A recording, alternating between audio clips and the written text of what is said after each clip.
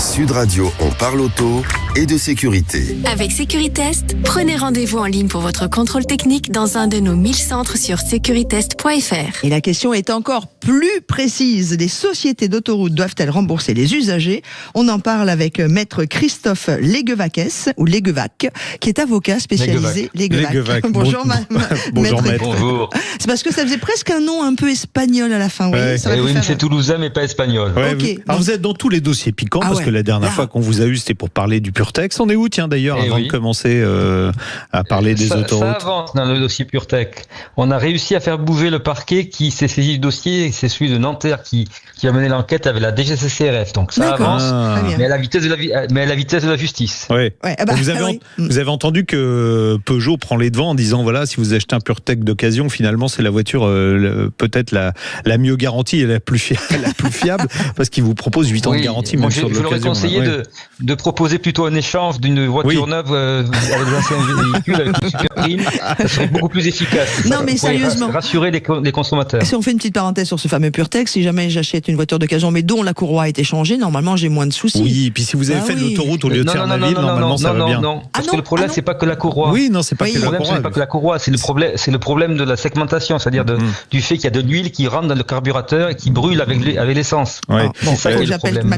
Il faut faire de l'autoroute avec les PureTech, voilà. C'est ça qui les maintient en bonne forme. C'est comme vous, si vous faites pas de la gymnastique, si vous faites pas vos 6 000 ou 10 000 pas par jour, il y a un moment vous allez tomber malade, c'est pareil. Le Sauf PureTech, que moi je mets pas d'huile dans mon réservoir. On n'en sait rien. Alors non, maître, redevenons sérieux. C'est vrai que les tarifs d'autoroute. Alors déjà, depuis quand des sociétés privées exploitent les autoroutes? Tiens, revenons un peu en arrière. Alors, je ne vais pas vous refaire l'historique depuis 1950. Pour faire simple, c'est depuis 2006 que les autoroutes ont été privatisées. Et donc, depuis 2006, les péages reviennent à des sociétés concessionnaires d'autoroutes. D'accord. Et ces péages augmentent tous les ans, alors que dans la loi française, normalement, ça ne devrait pas être le cas, mais il y a une exception. Si j'ai bien compris tout ce que vous avez mis dans les communiqués que vous avez envoyés à la presse. Voilà. Il y a en effet un décret de 1995 qui prévoit que pour les sociétés concessionnaires d'autoroutes, elles peuvent augmenter chaque année les péages d'au moins la valeur de 70% de l'inflation. Ce qui pour moi est contraire à une autre loi, donc une norme supérieure au décret, qui interdit les indexations sur l'inflation. Mais c'est pas le seul problème. On a une autre difficulté, c'est qu'il y a des travaux qui sont dits être pris en charge, qui ont été payés mais qui n'ont pas été réalisés.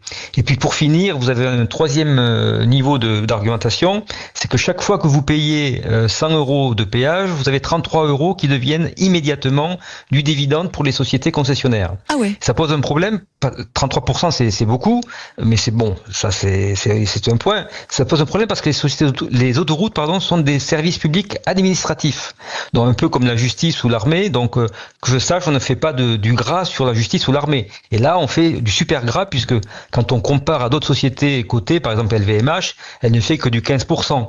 Donc c'est abusif et ça pose un problème de droit parce que ça veut dire que le service que vous avez n'est pas proportionnel à la redevance que vous payez. Maître, je vais me faire l'avocat du diable. Vous me dites qu'ils sont administrativement reliés à l'État, sauf que ce reste des sociétés privées et qu'une société privée, pour pouvoir fonctionner, payer des salaires, etc., faut qu'elle fasse un chiffre d'affaires et du bénéfice.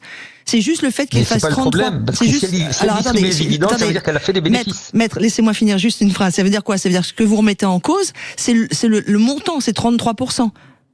C'est pas le fait qu'il fasse des bénéfices. Ce que j'explique à partir des rapports parlementaires et des rapports de l'Inspection générale des finances, c'est que les consommateurs payent 58% de trop sur leur facture de péage. Okay. Et donc c'est ce surprix qu'on espère récupérer en faisant cette procédure. D'accord. Je vous donne un exemple concret. Dans le rapport de l'Inspection générale des finances de 2022, ils prennent l'exemple d'un trajet pour un véhicule particulier Toulouse-Marseille.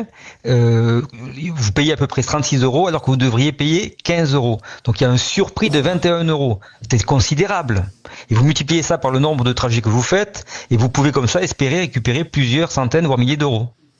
Oui, alors vous dites d'ailleurs que depuis 2006, les sociétés concessionnaires ont généré un chiffre d'affaires de 170-180 milliards d'euros et 40 à 50 milliards d'euros de bénéfices nets.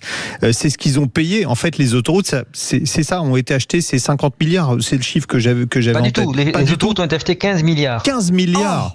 Ça veut dire que déjà, aujourd'hui, ils ont triplé leur mise, plus que tripler leur mise. Oui, et jusqu'à la fin des concessions, ça va être 5 fois. Oh. Mais est-ce que du coup, au lieu de rembourser chaque usager, parce que ça va être compliqué, il ferait pas mieux de remettre tout cet argent dans les caisses de l'État qui va pas mal et qui a plus de 40 milliards de déficit? Ce serait peut-être une bonne idée, mais moi je ne suis pas l'État, donc c'est à l'État de faire ce qu'il faut. Oui, c'est vrai. Vous avez raison. Mais moi, on m'a demandé, ce sont des consommateurs et des entreprises qui m'ont demandé d'intervenir, puisqu'elles constatent la carence de l'État depuis trop longtemps, et elles estiment que c'est peut-être à elles de récupérer le trop perçu. Bon, l'État quand même touche sur ces bénéfices des sociétés, l'État touche 30%, on est d'accord? Il y a de l'impôt sur les sociétés, bien sûr, voilà. mais c'est pas le problème. Oui, ok. Mais il y a des taxes spéciales sur les autoroutes pour l'aménagement du territoire, ça c'est vrai aussi. Ouais. Mais ça représente quand même de 2 à 4 milliards chaque année qui partent dans le privé sans raison valable. Ouais.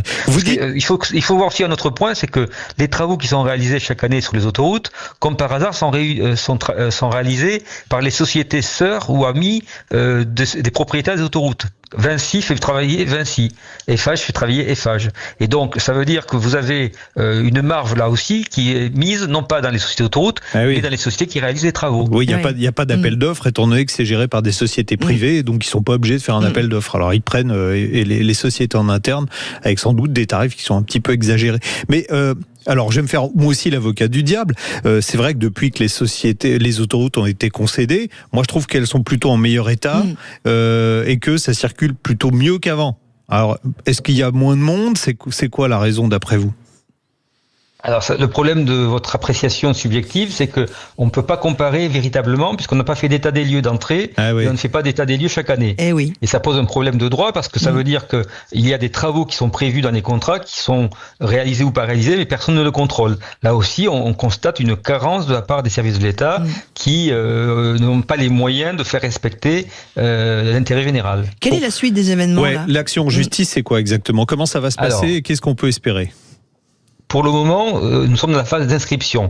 Nous avons ouvert sur le site myleo.legal, myleo.legal, la possibilité à toutes les personnes intéressées de venir nous rejoindre. Et je crois qu'on est à peu près 700 au bout de 5 jours. Wow. Donc c'est un bon départ, mais ils ont jusqu'au 30 juin pour nous rejoindre. À partir du mois de juillet, nous on va maintenant examiner tous les dossiers, les mettre en ordre de bataille, et on va lancer la procédure qui normalement devrait commencer véritablement par une saisine du Conseil d'État à l'automne, octobre ou novembre, en fonction du nombre de participants. Et à partir de là, c'est un combat judiciaire classique avec 6 à 24 mois de délai de décision. Stéphane qui réagit sur la page Facebook de Sud Radio, maître Christophe Leguevac, qui dit: le jackpot total attendu jusqu'à la fin des concessions, les rapports publics et sénatoriaux sont encore plus parlants. 76 à 80 milliards d'euros de dividendes versés aux actionnaires d'ici 2036, soit environ 5 fois le prix de vente initial des autoroutes par l'État. C'est ça. Il a raison. Qu'est-ce que vous espérez au final? Dans l'idéal.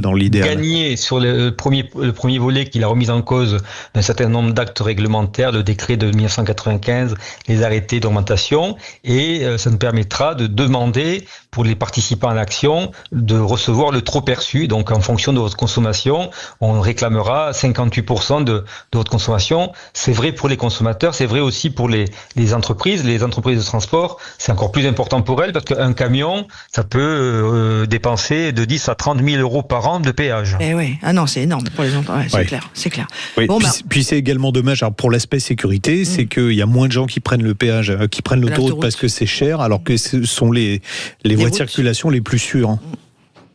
Donc il y aurait sans doute moins de morts sur les routes. Donc là, ce serait un argument encore en faveur de faire baisser les prix. Voilà, c'est cadeau. Prenez, Christophe, maître Leguevac. Non, mais on taquine un peu. Merci à vous. On suivra le dossier, y compris le PureTech et celui-là. Donc à bientôt, maître. À bientôt. On se reparle. Vous serez toujours le bienvenu. Très bon week-end à vous. Dans quelques instants.